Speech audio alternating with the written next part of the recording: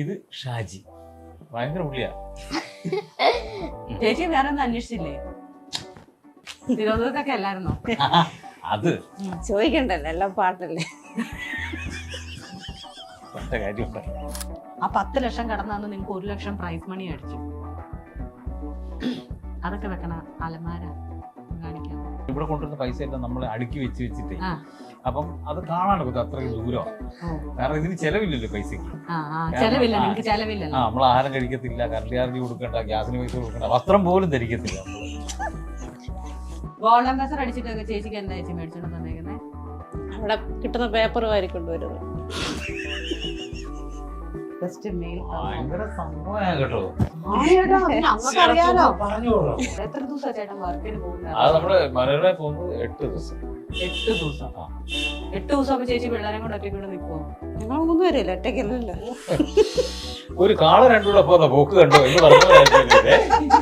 ഇവിടെ നമ്മളെ അച്ഛനും മക്കളും ഭാര്യയും അങ്ങനെ സാധനമില്ല. എല്ലാരും വളരെ കൂട്ടാണ്, ഫ്രണ്ട്സാ. അടിക്കാൻ പറ്റുമോ ഗോപം കൊണ്ടേക്ക്? അപ്പൊ ഇത് കഴിഞ്ഞ് അച്ഛൻ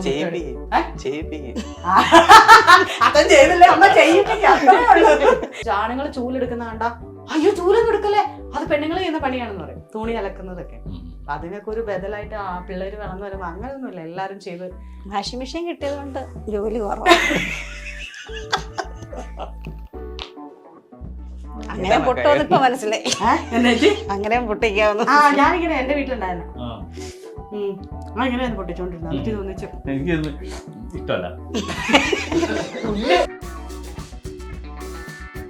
എന്തി നിങ്ങളുടെ ഗോപം കൊണ്ട് എന്തി ഇവിടെ ഉണ്ട്. ഇത് നമ്മുടെ ഷായി ചേട്ടന്റെ വീട്ടിലാണ് നമ്മൾ വന്നേക്കുന്നത്. ഞാൻ ഗോപം കേട്ടോ, ഞാൻ വിളിച്ചു നിർത്തിയതല്ലേ, ഇവിടെ വാ. ഞാൻ വിളിച്ചിവിടെ നിർത്തി, ഞാൻ വരയൊക്കെ ഇട്ട് കൊടുത്ത ഇവിടെ നിൽക്കാനൊക്കെ പറഞ്ഞു. ക്യാമറ കണ്ട ഭാഗത്തോട്ട് ഓടിപ്പോയി അല്ലേ?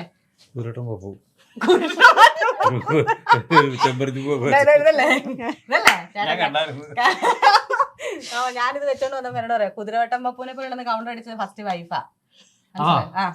വൈഫ. ചേച്ചിയുടെ പേര് ശാലിനി. ശാലിനി അല്ല കേട്ടോ. ഇത് ഈ ഗുണ്ടകൾക്ക് ആളൊന്നിന് 4 അപ്പോ 1 മുട്ടക്കറിയും മേടിച്ച് കൊടുത്തിട്ട് കൊണ്ടുവന്നതാ.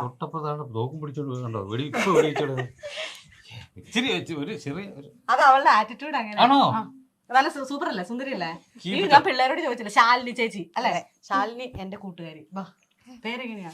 ശാലിൻ ഷാജി. ശാലിൻ ഷാജി. ഇങ്ങനെ ഇത്ര ബഹുമാനം ഒന്നും വേണ്ട. ഷാജി ഉണ്ട് അവിടെ, ഷാജി ഉണ്ട്. പേരെങ്ങനെയാ? പത്മനാഭ്. പത്മനാഭ്.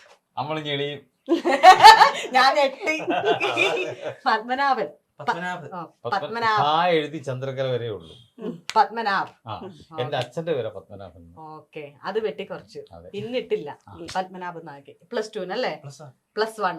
ആള് വേണ്ട. ഇല്ല, ഞാൻ അങ്ങോട്ടേക്ക് വരും. നമ്മളെ എന്നെ വിളിച്ചു കയറ്റണ്ട, നമുക്ക് ഇങ്ങോട്ട് പോകാം. നമുക്ക് ഷായിച്ചേട്ടന്റെ വീടല്ല, പിന്നെ എന്നാ ഷായി കൊട്ടാരം.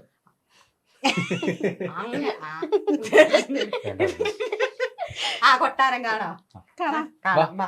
ഷായിച്ചേട്ടൻ എന്നോട് സമ്മതിച്ചിട്ടുണ്ടായിരുന്നു. ഇതാണ് ഷായിച്ചേട്ടാ.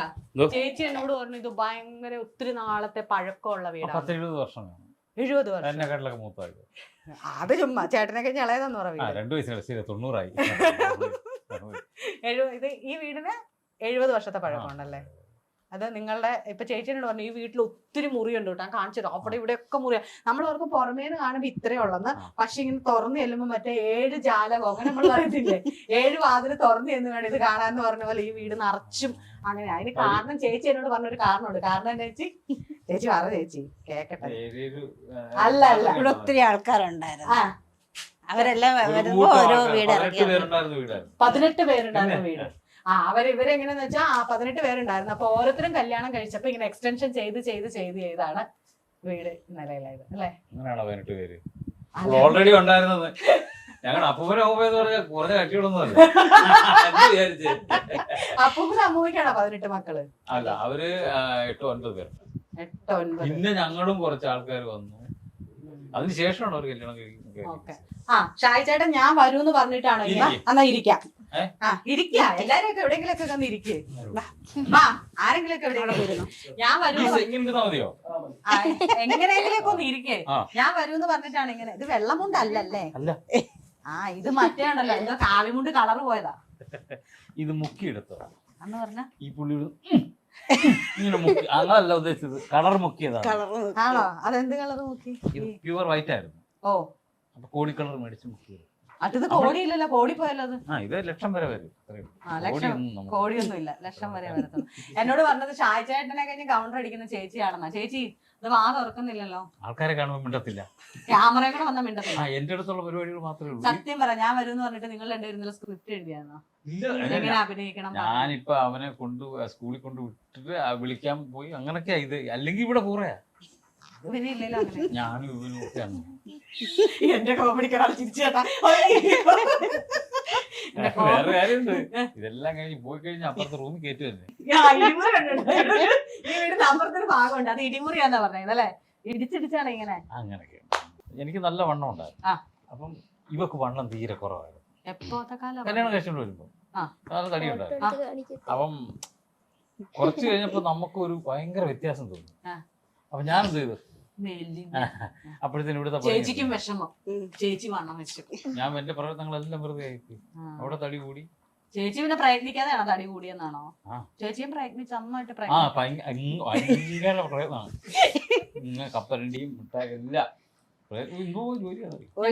ഞങ്ങളെ പുച്ഛിക്കരുത്. ഞങ്ങളൊക്കെ എന്ത് കഴിച്ചാലും ശരീരത്തിൽ പിടിക്കുന്ന ആൾക്കാരാണ്. അത് കഴിക്കാണ്ട് പിടിക്കാത്തവര് പറഞ്ഞിട്ട് കാര്യമില്ല. ഓക്കെ, സ്റ്റാൻഡപ്പ് കോമഡി വിട്ടിട്ടൊന്നും വാ. ഇത് മലയാളികളുടെ ഫ്ലോർ അല്ല, ഇത് ഞങ്ങൾക്ക് വേണ്ടിട്ട് തരുന്ന ഒരു സാധനം. എന്താ പറഞ്ഞാലും സ്റ്റാൻഡപ്പ് വെച്ചിട്ടാ കോമഡി അടിക്കുന്നത്.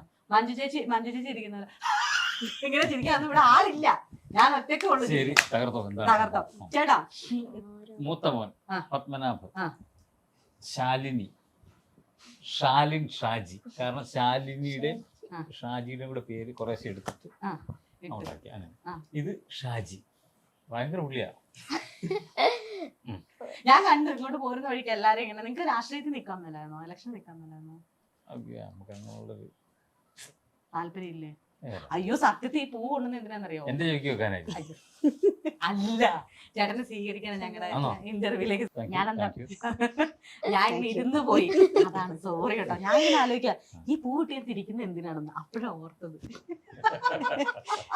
ചേട്ടാ, പ്രേമിച്ചാണോ കല്യാണം കഴിച്ചേ? അല്ല, നേരെ അവരുടെ വീട്ടിൽ നിന്ന് ആലോചിച്ചു. ആണോ? ഇതിന്റെ തൊട്ടപ്പുറത്താണോ? ഇവിടുന്ന് ഒരു 250 മീറ്റർ വരും.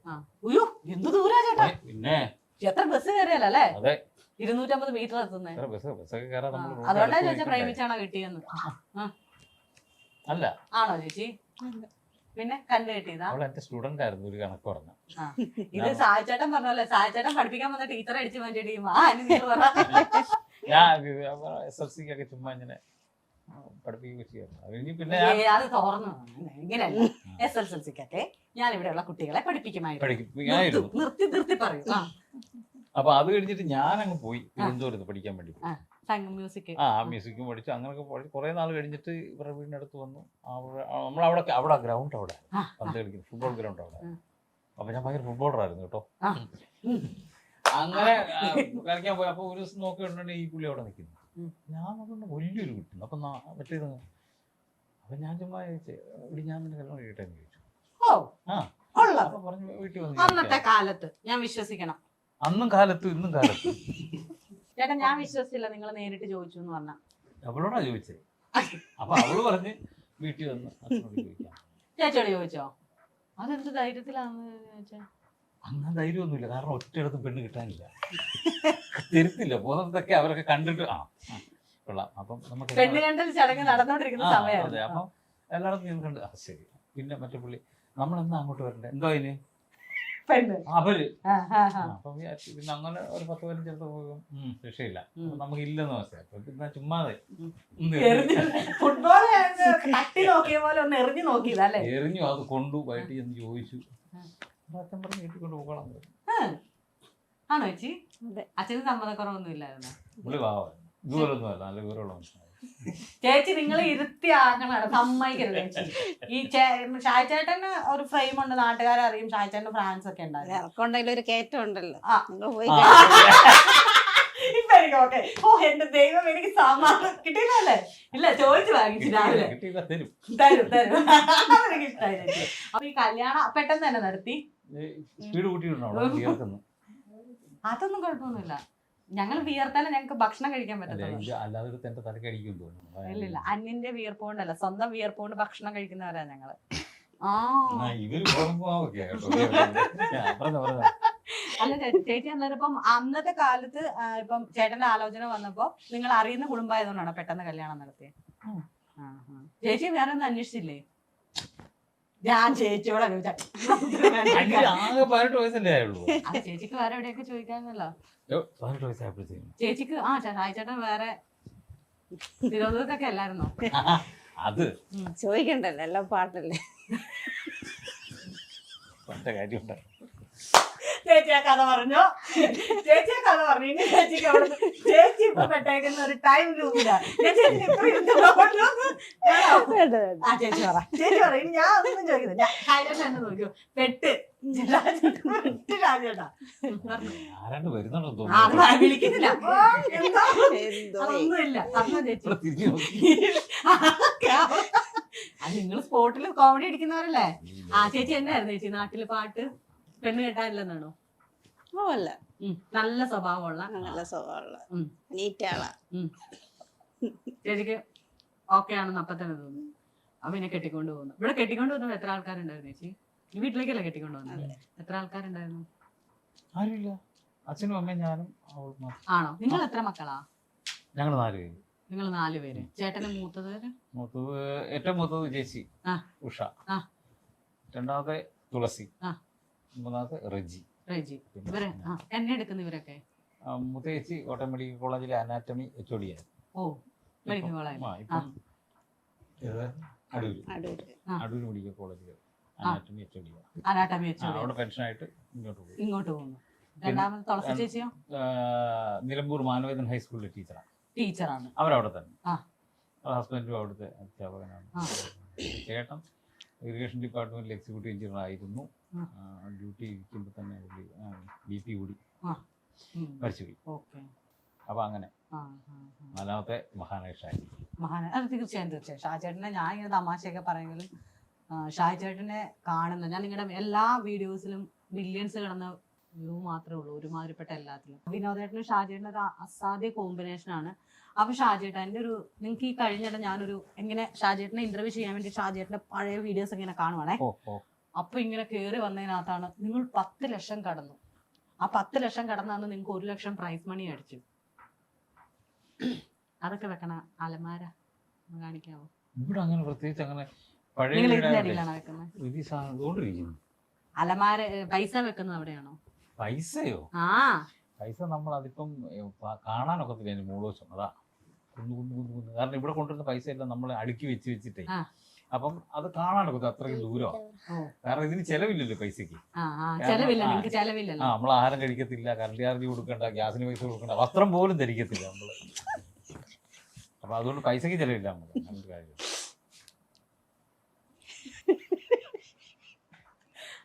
അവിടെ ടാക്സ് പിടിച്ചു കഴിഞ്ഞാൽ ബാക്കി പൈസ നമുക്ക് കിട്ടുന്നുള്ളൂ കേട്ടോ.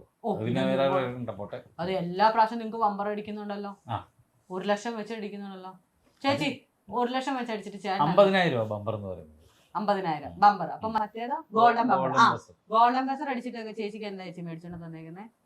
അവിടെ കിട്ടുന്ന പേപ്പർ വാരി കൊണ്ടുവരുന്നുണ്ട്.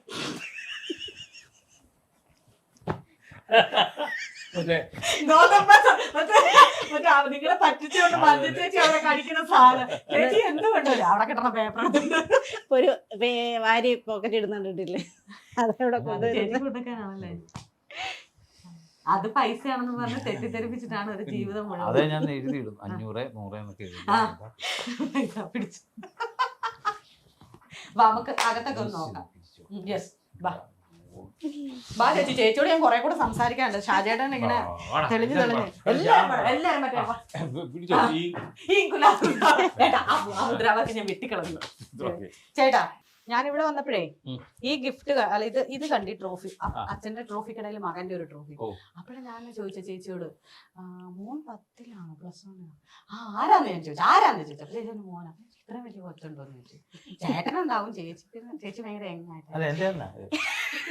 ചേട്ടാ ഞാൻ അങ്ങനെയൊന്നും ചോദിച്ചിട്ടില്ല കേട്ടോ. ഇനി ആൾക്കാരറിഞ്ഞ് ഞാൻ അങ്ങനെ ചോദിച്ചത് ചേച്ചി ഞാൻ അങ്ങനെയല്ല കേട്ടോ ചേച്ചി ചോദിച്ചത്. ഞാൻ ചേച്ചിയെ കാണാൻ 2, 3, 4 ഇതെല്ലാം അല്ലേ? ആ ചേച്ചി ഭയങ്കര എങ്ങായിട്ടാ ഫീൽ ചെയ്യുന്നത്. ആ അതുകൊണ്ടാ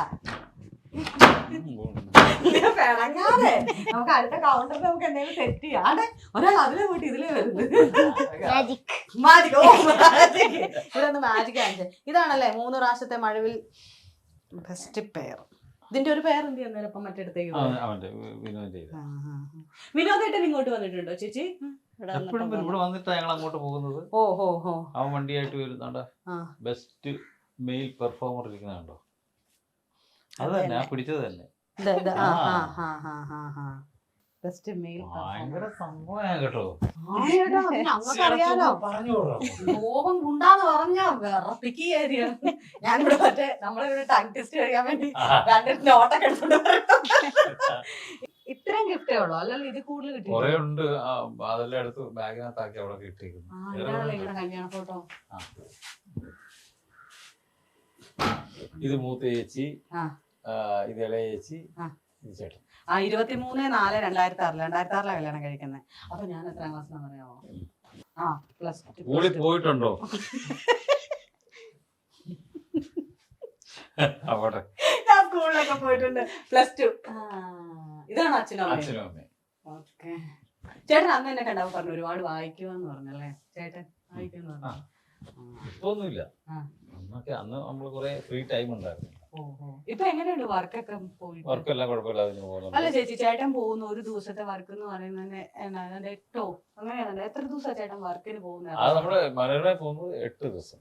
8 ദിവസം. 8 ദിവസം അപ്പൊ ചേച്ചി പിള്ളേരെ കൊണ്ട് ഒറ്റയ്ക്ക് ഇവിടെ നിൽക്കുവോ?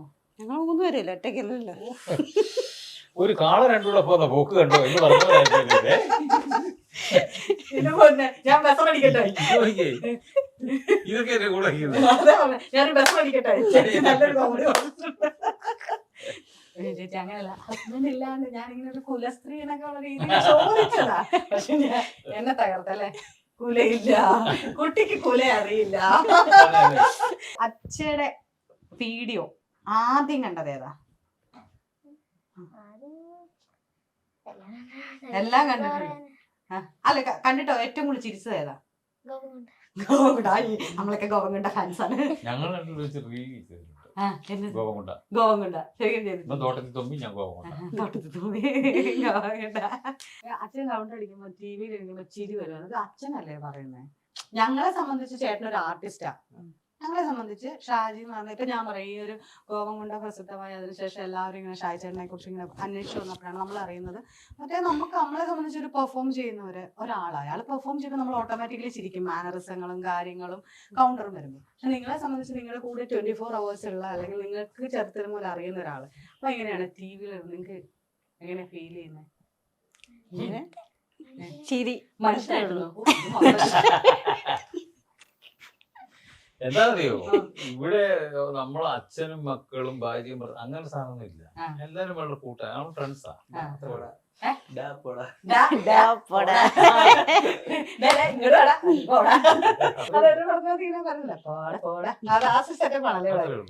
അല്ല ഞാൻ ചോദിച്ചത് ഞാൻ എന്തൊക്കെയോ നിങ്ങളെ നിങ്ങളിങ്ങനെ ഭയങ്കര അത് ആ സമയം എന്നൊക്കെ വിചാരിച്ചു. ഞങ്ങൾ പറ്റുന്നില്ല. ഞാൻ അങ്ങനെയൊക്കെ പ്രതീക്ഷിച്ചത്. വളരെ സിമ്പിൾ ആയിട്ട്. ഇത് നമ്മുടെ അടുത്ത മുറിയാട്ടോ അല്ലെ? ഇവിടെ ഇനി ഒരു കാര്യം ചെയ്യാം. ഈ മുറി എന്ന് പറയത്തില്ലയോ, അക്ഷരാർത്ഥത്തിൽ ഇവിടെ നമ്മുടെ വീട്ടിലാണ് മുറി. കാരണം ഒന്നും മുഴുവനേ ഇല്ല. നോക്കി 2 പേര് നമ്മ തീർന്ന്. ഇനി കണ്ട തുറക്കരുത്, ആൾക്കാർ കാണും. ദുരൂഹതകളുടെ ഒരു അവിടെ നോക്കിട്ടോ കണ്ട അടച്ച് നിങ്ങൾ കാണാതിരിക്കാൻ വേണ്ടി അടച്ചിട്ടു. ഇത് കാണണം ഞാൻ. എങ്കാളി മുത്തശ്ശനൊക്കെ ഉണ്ടല്ലോ. എല്ലാരും ഉണ്ട്. എല്ലാവരും ഒന്നിച്ചിരുത്തിയേക്കാണല്ലേ? ഇത് അവിടെ നിന്നും ഒരു ഡോർ ഉണ്ടല്ലേ? ഇതാ ഞാൻ പറഞ്ഞില്ലേ മുറി. മുറി എല്ലാം പകുതിയുള്ളത്. മൊത്തം മുഴുവനുള്ള സാധനം ഒന്നുമില്ല ഇവിടെ. എല്ലാം പകുതി ഉള്ളൂ. പൂജാമുറി അല്ലേ? നല്ല സ്മെല്ലുണ്ട്. ചന്ദ്രത്തിരി വരുന്ന സ്ഥലമല്ലേ ഞങ്ങക്ക് പൂജാമുറിയാ. പിന്നെയുള്ളത് ചാക്കോട്ടെ ഇല്ലേ? കിച്ചൺ. പണ്ടത്തെ അടുപ്പ. ചേച്ചിക്കപ്പൊ ഗ്യാസ് ഇല്ലേ? എല്ലാം ആ എല്ലാം ഉണ്ട്. അല്ല നമ്മൾക്ക് ഇങ്ങനത്തെ കരിയുടെ ഇപ്പൊ പൊതുവെ ആൾക്കാർ ഉപയോഗിക്കത്തില്ലല്ലോ ചേച്ചി, ഭയങ്കര പാടാണ്. ഇവിടെ നമ്മൾ ഉപയോഗിക്കും. ഇവിടെ നമ്മളല്ല ചേച്ചി. ഓക്കെ, അതൊക്കെ ഉപയോഗിക്കുന്ന ഞങ്ങളല്ലേ. ഓ ഇത് കൺസ്യൂമേഴ്സ് നിങ്ങളാണ്.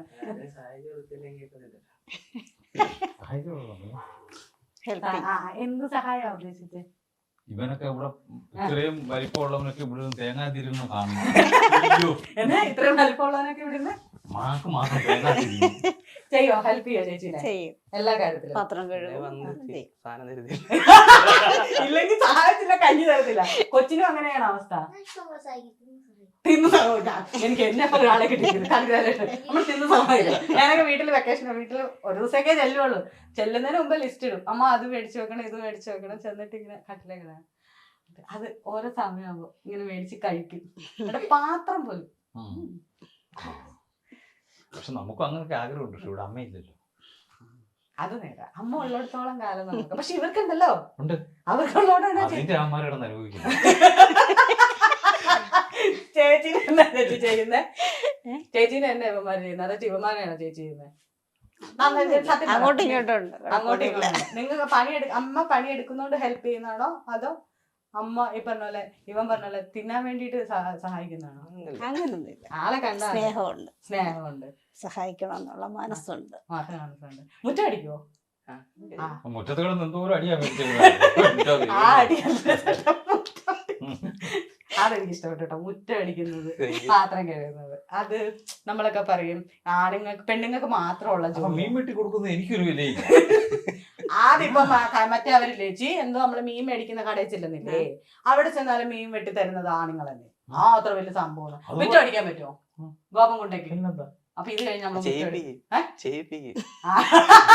അതും ചെയ്തില്ലേ അമ്മ ചെയ്യിപ്പിക്കും. അത്രേ ഉള്ളൂ കേട്ടോ. ഇതൊന്നും ഞാനല്ല പറഞ്ഞു പറയിപ്പിക്കുന്നത്, സ്വന്തമായിട്ട് പറയുന്നതാണ്. എന്റെ ഐഡിയ ആയിപ്പോയത്. ഒരു ഇന്റർവ്യൂ ഉണ്ട്, അത് നിങ്ങൾ ഇതിൽ പഠിപ്പിച്ച് വെച്ചാൽ പോരായിരുന്നു ഇന്ന പോലെയൊക്കെ ആണെന്ന്.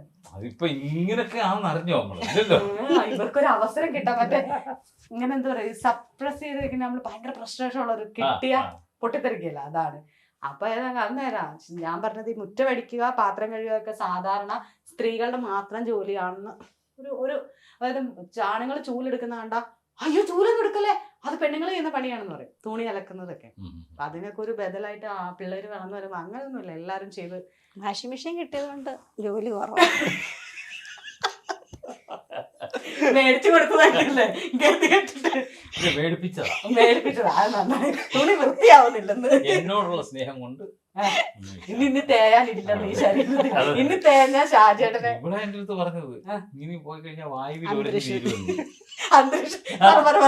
ഇനി ഇങ്ങനെ പോയാല് അന്തരീക്ഷത്തെ അരിഞ്ഞു പോത്തേ. അതുകൊണ്ട് വാഷിംഗ് മെഷീൻ മേടിച്ചത്. എന്ത് കണ്ടാലും വേണ്ടില്ല.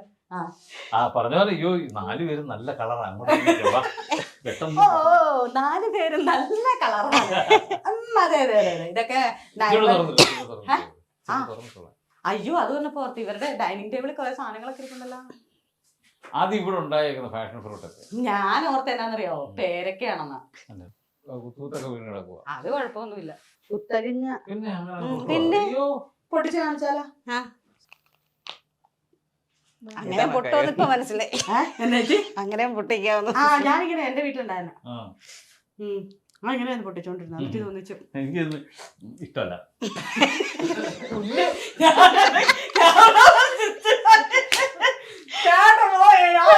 വേണ്ട ദൈവം എനിക്ക് ഇനി വല്ല സംഭവിക്കുമോ?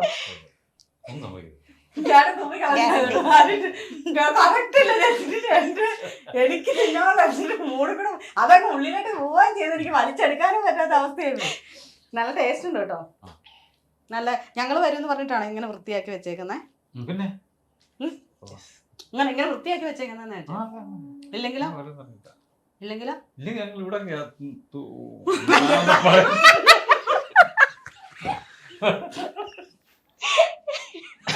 ഉണ്ടായിരിക്കുന്നതാ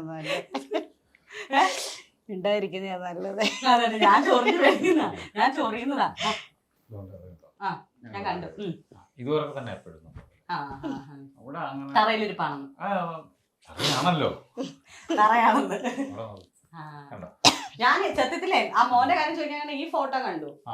അപ്പൊ അതിനുശേഷം പെട്ടെന്ന് ഒരു +2 കാരന്റെ കണ്ടപ്പോഴാണ് ഞാൻ ചോദിച്ചത്. ഇത് ഞാൻ കണ്ടായിരുന്നു. ഇത് നിങ്ങളുടെ അടുത്ത മുറി അല്ലേ? ഇവന്മാരുടെ സാമ്രാജ്യം. ഓഹോ. ഇവിടെ കഴിഞ്ഞാൽ അങ്ങോട്ടേക്ക് ഇറങ്ങും വിശാലമായ ഒരു മുറ്റവും. അതെ. ബാക്ക് വശം. പുറകുവശം മുറ്റം എന്ന് പറയും. ഞങ്ങൾ മൊത്തത്തിൽ വീടിന്റെ എല്ലാ വശത്തും എല്ലാം മുറ്റം തന്നെ പറയുന്നത്. മുൻവശം പുറകുവശം അതിന്റെ ഒരു- അത്ര വിദ്യാഭ്യാസം എത്തിയിട്ടില്ല. ഇല്ല, നമ്മളത്ര ഇല്ല. അങ്ങനെ നമ്മള് കൊടുക്കരുത്. രണ്ടാഘട്ടമായിട്ട് കൊടുക്കാറുള്ളൂ. ചേച്ചി എന്തെങ്കിലും പറ ചേച്ചി. ചേച്ചി ചേട്ടനെ കൗണ്ടർ അടിക്കുമെന്ന് പറഞ്ഞിട്ട് ഒന്നും അടിക്കുന്നില്ല. ചേച്ചി എനിക്കിട്ട് അടിക്കുന്ന കൗണ്ടർ വന്ന പോലെ എന്നെ വാരി പൊത്തി വെച്ച് വെച്ചേക്കുന്നത്. പറ ചേച്ചി എന്തെങ്കിലുമൊക്കെ. ഞാൻ എന്ത് പറയണ്ടേ? പറ എന്തെങ്കിലുമൊക്കെ പറ. എന്താ പറയാൻ ഒരു പറഞ്ഞു? വിശാലി. ഇത് 2 തവണ 3 തവണ